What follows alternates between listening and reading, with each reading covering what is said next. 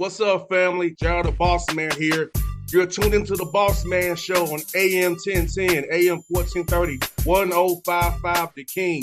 Check The King out at 105theking.com and the Bossman Show at bossmanshow.com. Hit me up on Instagram, The Bossman Show, Twitter at Bossman Show, and Facebook, Bossman Show. It's the Bossman on your radio. Listen to the Bossman Show with your host, JR, Saturdays at 9 a.m. right here on AM 1010, The King. What's up, good people? BetOnline is your number one source for all your betting needs. The latest odds, lines, and matchup reports for baseball, boxing, golf, and more. BetOnline continues to be the fastest and easiest way to place your wagers, including live betting and your favorite casino and card games available to play right from your phone. Head to the website or use your mobile device to sign up today and get in on the action. Remember to use your promo code BELIEVE, BLEAV, for your 50% welcome bonus on your first deposit. BetOnline, where the game starts. BS3 Network, changing the way you watch TV. Yes, BS3 Network, changing the way you watch TV, covering content and hot topics from A to Z, sports, music, society and culture, movie reviews, you name it, we have it. Check it out on bs3network.com or check us out on Roku, BS3 TV on Roku, as well as check out your favorite podcast on all podcast platforms or Spreaker.com/BS3 Network. You are now tuned to BS3 Network.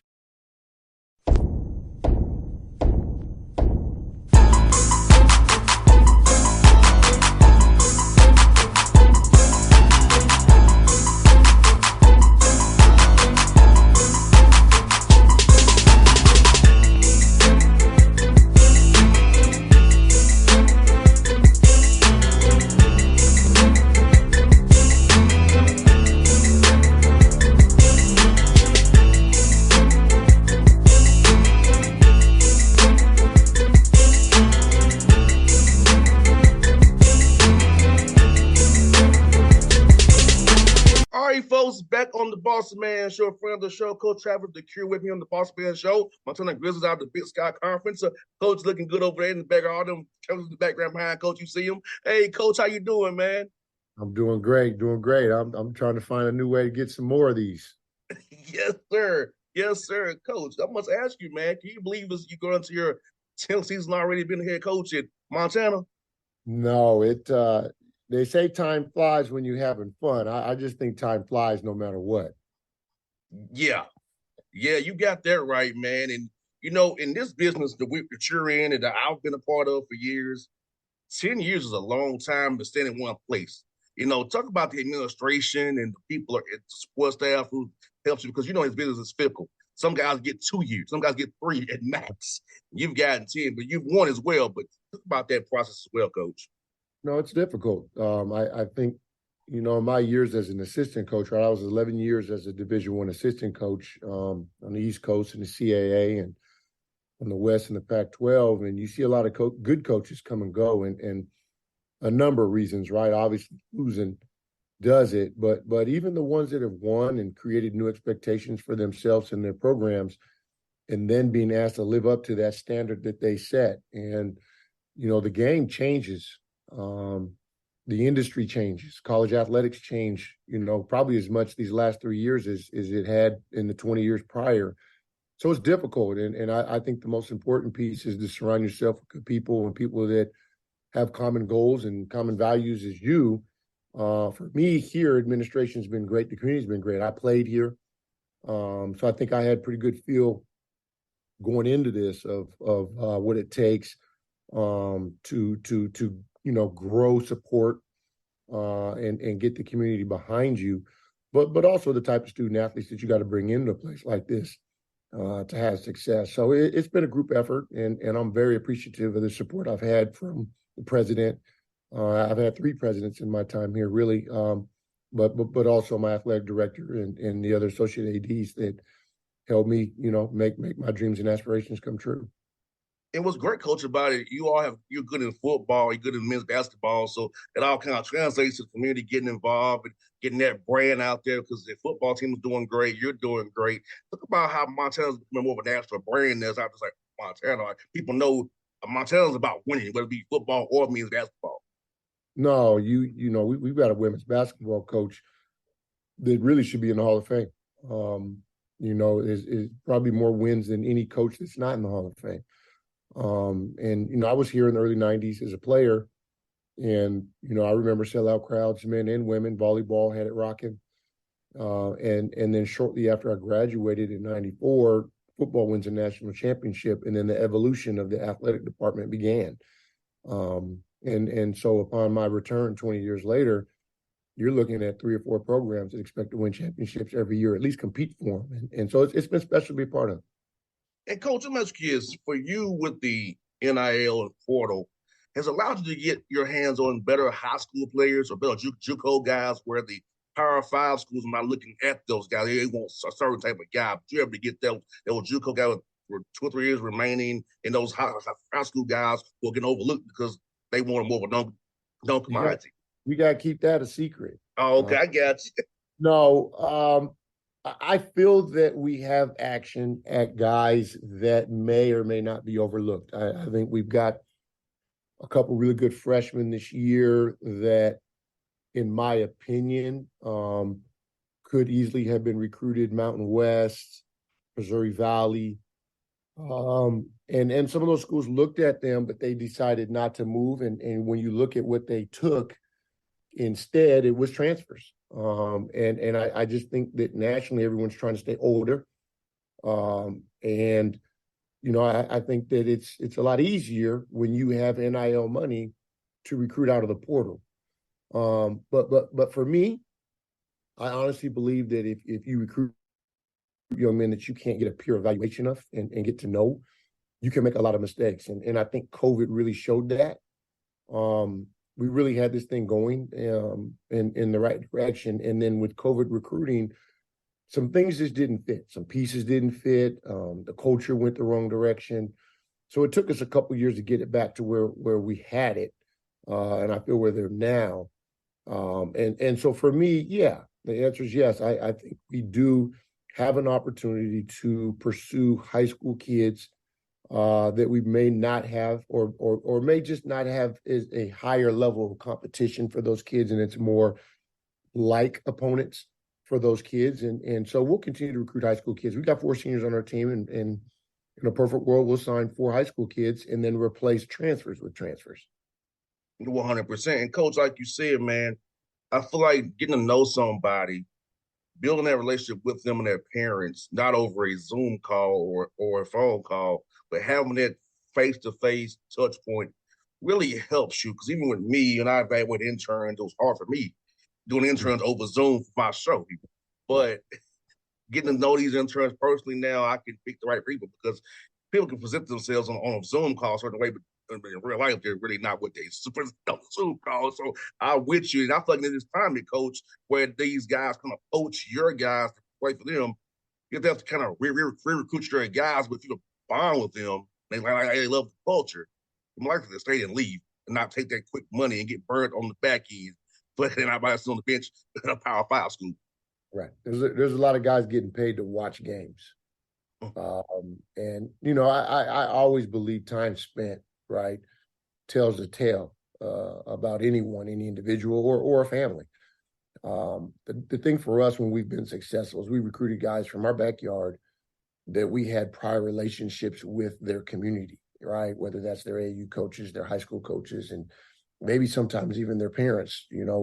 As we all get older in this game, there's more and more student athletes that are raised by, parents that are my age. But I think it's important to spend some quality time with people, get them to campus. Because at the end of the day, a lot of coaches make promises they can't keep. And I really don't believe in that. I'm a promise to graduate your son if they're here. They put a jersey on as a senior, 100% of them are going to graduate. I can promise that this environment, this atmosphere is going to be incredible. We'll treat them like family. And the rest, they kind of have to make happen, right? We're going to put our best foot forward and try to develop them and put them in position to be successful. But if they don't put that extra work in and that time in, a lot of the dreams and aspirations they have for themselves won't come true. And the other thing is adversity is always going to hit. Every student athlete goes through some sort of adversity. Yes. And so the biggest, issue is when you don't have relationships with their people, you can't get them through the things that are tough for them. Between 18 and 22, they don't know how to problem solve, and it's getting worse with social media and phones and things like that. And so they need our help more than they ever have. And I just think we lose sight of that. And Coach DeCuire, I think this is also what you said is important because I know for me, I'm almost 40 now. And things I was told at Tennessee State by my coaches, it makes sense to me now as almost a 40-year-old. I think because at 18 and 22, I was like, man, whatever. But now I say I apologize for not listening to you then. But now being an adult, have my own business, trying to make money on my own every day, man, it's like things you said to me really resonates to me now, almost 40 when I was 18, 20 years old. Yeah, we hear that a lot, man. And it's unfortunate, but it's fortunate. It's natural, right? It's the same thing with your parents. I didn't think my parents were right about everything that came up, especially things that were hard.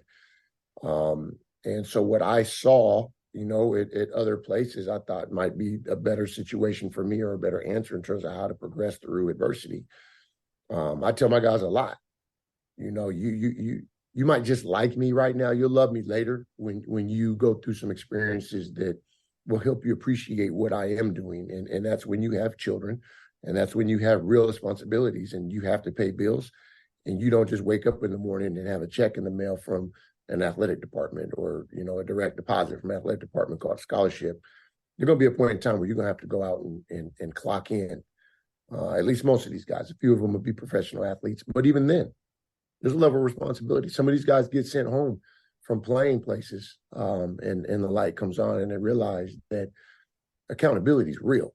And it's unfortunate that most of them don't learn that until they leave, because the most important thing for them is their dream, right? How much playing time, how many shots they get. And it's unfortunate, but that's what we're here for. And Coach, I really wish I had a plan while I was playing ball, but I did not have a plan. I thought I was going to play the NFL. I got cut 3 times, right? And just so happened, the radio thing happened for me. But I'll say that if I didn't get my degree in business, like the football, basketball part, that's easy. I played it. I know about back and forth. But the off the air, handling business, accounting, if I didn't go get my degree in business, my MBA, I would be screwed. So I tell any young man, even though I didn't have a plan per se while I was in college, the degrees I got helped me right now in what I do every day. Right. Look, when you have a diploma, you've proven that you can finish something that you started, that you actually can sustain a commitment to something. That's not always easy. And for us here, we try to take another step with that and encourage internships, work experience. I think as a student athlete, for me back in the day when there weren't time limitations, there wasn't enough time to do that. It was the most important thing, and the focus was working on your craft, and and if you had extra time, it was for study hall to pass your classes, but it was never really work experience in your field. And I think it's important. And for us, it's worked out that, the large percentage of our guys that don't play professional basketball have left here employed. None of them want to talk about that though, right? Nobody wants to hear that. And so you just got to find ways. You talk about, after you're done playing football, whether it's 2 years from now or 20 years from now, there's going to be a day. And when that day comes, what's your transition look like? And you just use that as the carrot. And for some of them, they'll realize going in their senior year that they probably, this might be their last season. And then they have those things in their back pocket. And Coach DeCuire, let me ask you this, for your young men this summer in their workouts, or some young men who want to highlight who really grew as players this summer, and really somebody you're looking forward to seeing as fall starts here real soon and get ready for November 6th here? We had quite a few guys improve quite a bit. I think it was one of our most competitive summers. Our freshman class, we had some young guards come in and really push our upperclassmen guards. And so it's going to be interesting to see how those minutes play out. Your man by the name of Deshaun Thomas for us, transferred from Colorado State, and we kind of put him in a role that he wasn't necessarily comfortable with last year, but that was important for his future if he wanted to continue to play basketball. I think he embraced it this summer. I think he embraced it on both sides of the ball, and so I look forward to him executing it when it's against someone that doesn't wear the same colors as us. Laulu Oki, a D2 transfer that was a phenomenal defender, rebounder at the D2 level.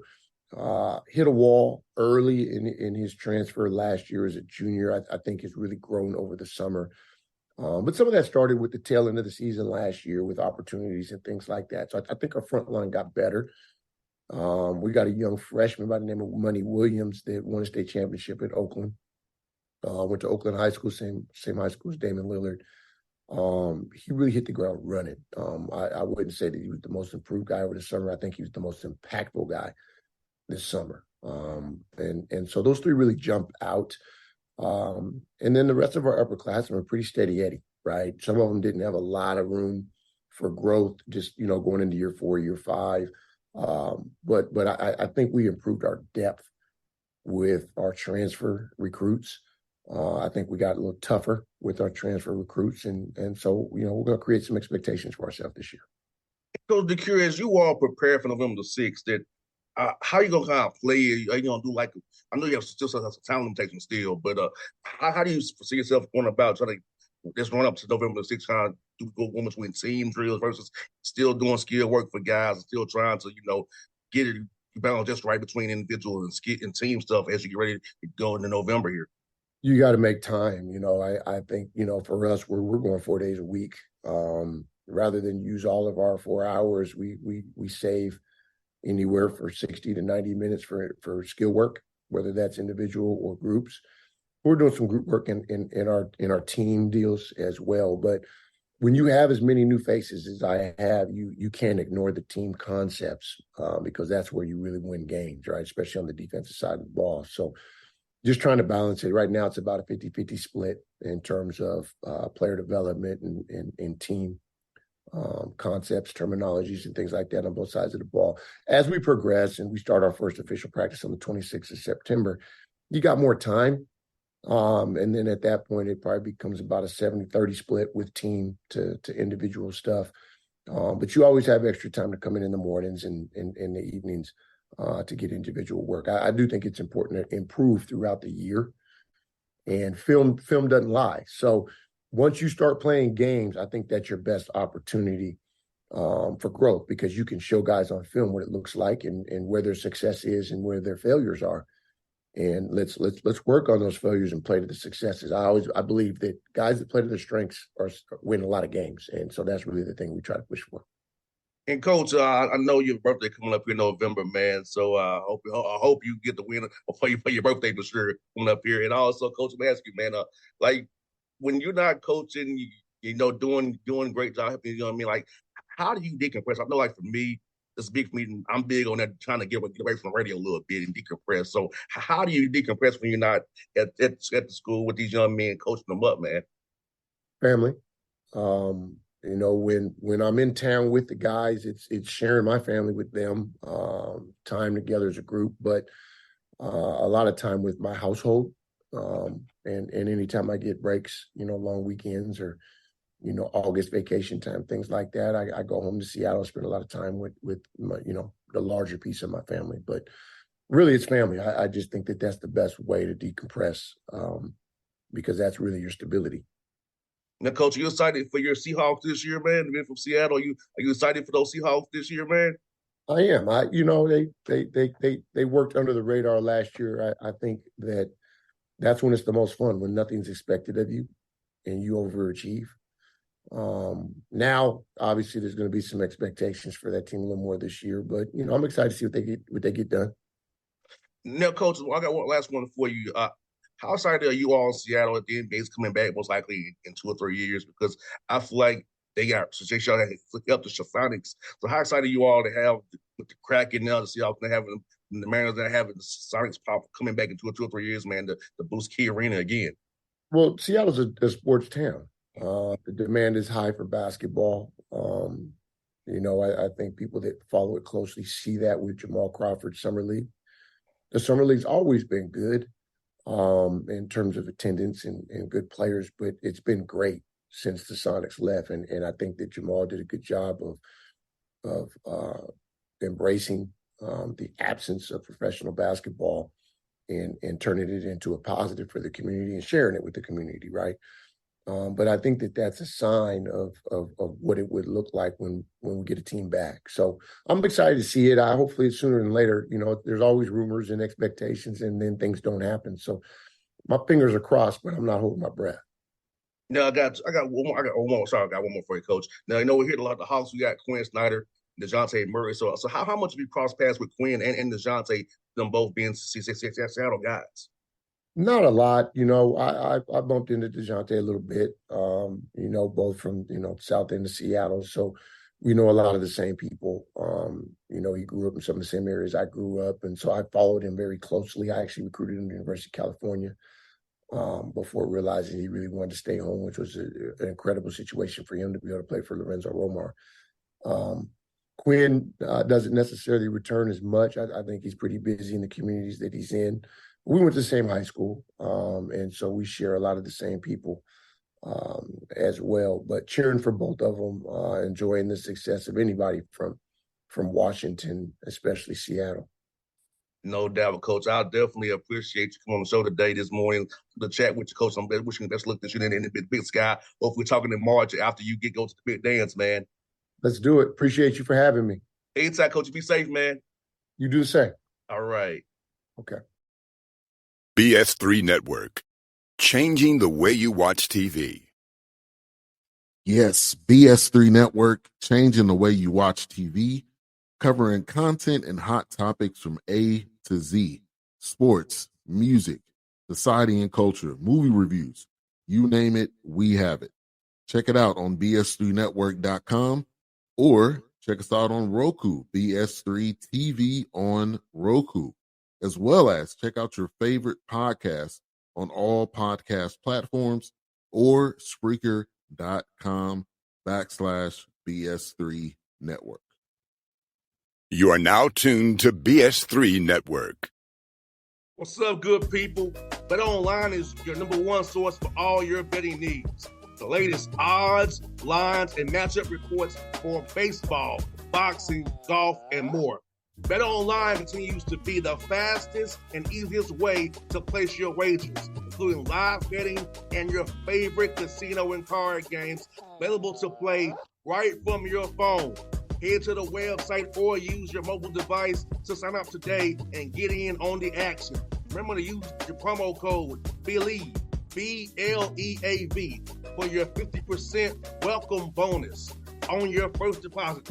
Bet Online, where the game starts. What's up, family? Jared the Bossman here. You're tuned into the Bossman Show on AM 1010, AM 1430, 1055 The King. Check The King out at 105theking.com and the Bossman Show at bossmanshow.com. Hit me up on Instagram, The Bossman Show, Twitter at Bossman Show, and Facebook, Bossman Show. It's the Bossman on your radio. Listen to The Bossman Show with your host, JR, Saturdays at 9 a.m. right here on AM 1010, The King.